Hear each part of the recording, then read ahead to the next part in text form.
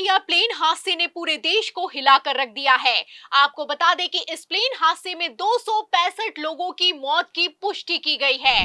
खबर है कि पायलट मदद के लिए चिल्लाता रहा, लेकिन फिर भी प्लेन क्रैश हो गया। अब सवाल खड़ा होता है कि टेक ऑफ के 1 मिनट के अंदर ऐसा क्या हुआ कि प्लेन ने तुरंत संतुलन खो दिया और क्रैश हो गया। आपको बता दें कि प्लेन क्रैश का 1 मिनट का नया सीसीटीवी फुटेज निकलकर सामने आया है और पूरा का पूरा खेल एक्सपोज हो गया है। खबर है कि पहले ही पता था कि प्लेन में दिक्कत है, लेकिन फिर भी हादसे को टाला नहीं गया। तो क्या हुआ और कैसे हुआ, आपको एक एक करके बताएंगे। लेटेस्ट सीसीटीवी वीडियो समेत पायलट ने क्या एक्शन लिया, उस पर भी आएंगे। लेकिन खबर में सबसे पहले बिग ब्रेकिंग देखिए कि अहमदाबाद दौरे पर पहुंचे गृह मंत्री अमित शाह ने कितना शर्मनाक बयान दिया है।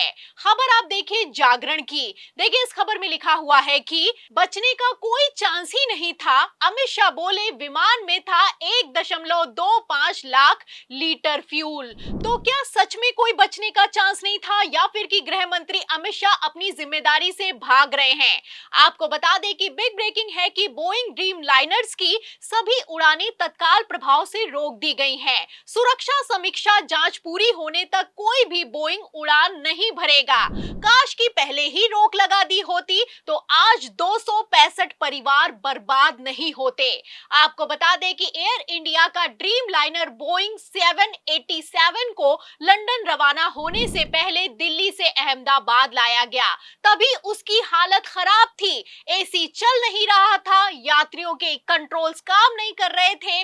पहले ही भाप लिया गया था कि प्लेन क्रैश हो सकता है और खबर भी मौजूद है। खबर आप देख सकते हैं वन इंडिया की, इसमें लिखा भी हुआ है कि कौन है आकाश वत्स जिसका दावा पहले ही भाप लिया था कि क्रैश हो सकता है एयर इंडिया विमान। तो जो प्लेन दिल्ली से अहमदाबाद आया फिर लंदन जाने वाला था, उसको लेकर पहले ही प्लेन में सवार शख्स आकाश वत्स ने भाप लिया था, खुलासा कर दिया था कि ये प्लेन क्रैश हो सकता है। आपको बता दें कि आकाश वत्स ने वीडियो भी बनाया, एयर इंडिया को टैग भी किया, लेकिन फिर भी कोई एक्शन नहीं हुआ। फिर नतीजा क्या हुआ? अहमदाबाद से टेक ऑफ करते ही 1 मिनट के अंदर प्लेन क्रैश हो गया। आपको बता दें कि एयर इंडिया ने नया सीसीटीवी फुटेज जारी किया है। इसमें आप देख सकते हैं कि कैसे मात्र 1 मिनट में प्लेन क्रैश हो गया है। पहले प्लेन उड़ान भरता है, फिर मात्र 30 सेकंड में हॉस्टल की बिल्डिंग में घुस जाता है और सब कुछ नष्ट हो जाता है। बता दें कि प्लेन के उड़ान भरने के 16 सेकंड के अंदर पायलट सुमित सबरवाल ने एटीसी को मेडे कॉल की थी, फिर भी प्लेन क्रैश हो गया। मेडे का मतलब होता है कि मेरी मदद करो, हमें बचाओ। मतलब पायलट चिल्लाता रहा, लेकिन फिर भी कोई बचा नहीं पाया। खबर है कि प्लेन से पक्षियों का झुंड टकरा गया था। खबर देखिए जागरण की, इसमें लिखा भी हुआ है कि टेक ऑफ के बाद पक्षियों के झुंड से टकरा गया प्लेन।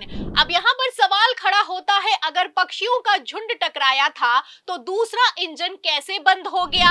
आपको बता दें कि प्लेन में 2 इंजन होते हैं। पहले भी पक्षियों के टकराने से कई हादसे हुए हैं, लेकिन कई बार इन हादसों को दूसरे इंजन की मदद से टाला भी गया है, क्योंकि अगर एक इंजन से पक्षी टकरा जाता है या फिर कि एक इंजन बंद हो जाता है तो दूसरे इंजन की मदद से सेफ लैंडिंग करवाई जा सकती है।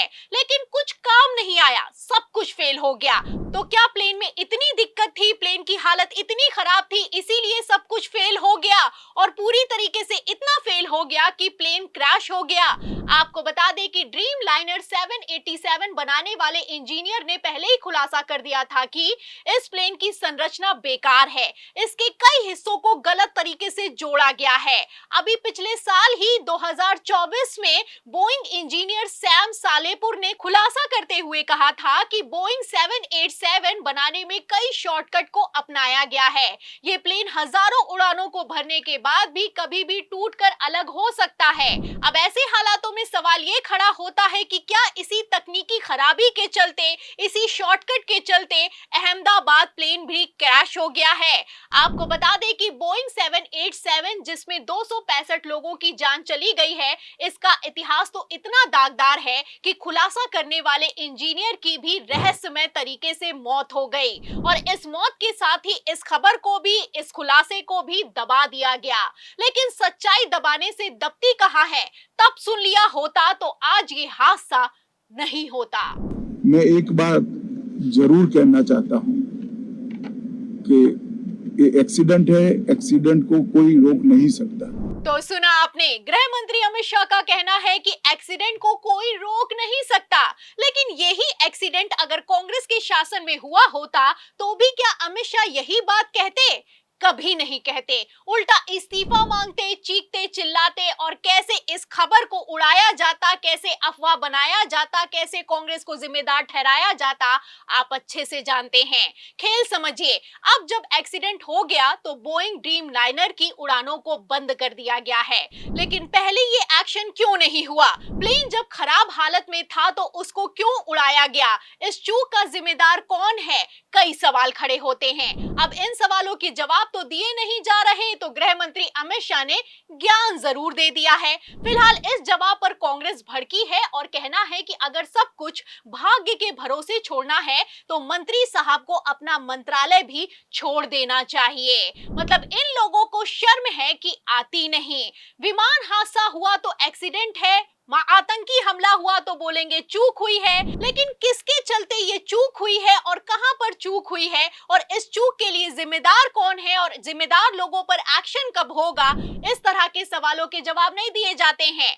आपको बता दें, सवाल खड़ा होता है कि जब बोइंग 787 में दिक्कत थी तो उसको उड़ने की मंजूरी क्यों दी गई? जब पहले ही एसी और कंट्रोल खराब थे, इसकी जानकारी मिल गई थी, तो उड़ान को क्यों नहीं रद्द किया गया? आपको बता दें कि प्लेन क्रैश से पहले की कई खबरें हैं, सबूत भी हैं, फिर भी अमित शाह कहते हैं कि बचने का कोई चांस नहीं था। अरे इतने चांस थे, लेकिन हर एक चांस पर कैसे निकम्मी साबित हुई है ये मोदी सरकार, आप समझ सकते हैं। फिलहाल बिग ब्रेकिंग है कि प्लेन क्रैश के बाद बोइंग ड्रीम लाइनर्स की सभी उड़ानों पर रोक लगा दी गई है। जब तक जांच पूरी नहीं होगी तब तक कोई बोइंग उड़ान नहीं भरेगा। अब जांच होगी तो कितना एक्शन होगा और किस पर एक्शन होगा और कौन जवाब देगा और कितना जवाब देगा, आपको क्या लगता है? इस सवाल के जवाब में, इस पूरी रिपोर्ट पर, इस सरकार पर और सबसे बड़ी बात अमित शाह के बयान पर आप क्या सोचते हैं? हमें कमेंट बॉक्स में जरूर लिखें। वीडियो को ज्यादा से ज्यादा शेयर करें, हमारे चैनल को लाइक करें, सब्सक्राइब करें, ज्वाइन करें। फिर मिलती हूं अगली खबर के साथ, तब तक के लिए धन्यवाद।